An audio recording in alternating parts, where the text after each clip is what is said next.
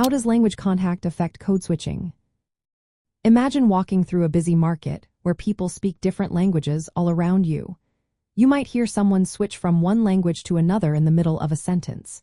That's what we call code switching. It's a common feature in communities where multiple languages are spoken. When languages come into contact, it influences how and when people switch between them. This contact creates a rich environment for code switching to happen naturally.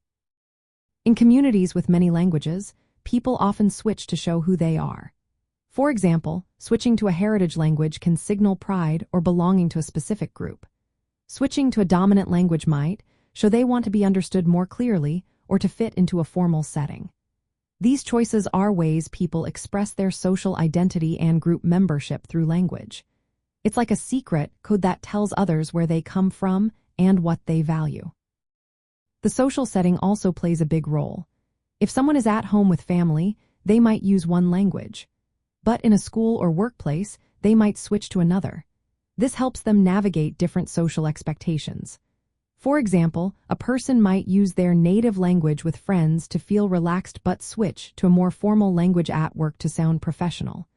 This flexibility is part of how language contact shapes code switching. Knowing multiple languages makes it easier to switch smoothly. Bilingual or multilingual speakers develop skills that let them move between languages easily. But these switches follow certain rules. For instance, some languages share similar sentence structures, making switching smoother. Others might have different grammar rules, which can limit how and where people switch. So, language contact influences the patterns and timing of code switching. Switching languages can also reflect how someone feels inside. It might show pride, frustration, or even confusion. Sometimes, switching can mark a change in how someone sees themselves. For example, switching to a language tied to their cultural roots can boost their confidence. Or, switching away from their heritage language might signal assimilation. These shifts reveal complex feelings about identity and belonging. Language contact also affects how languages evolve.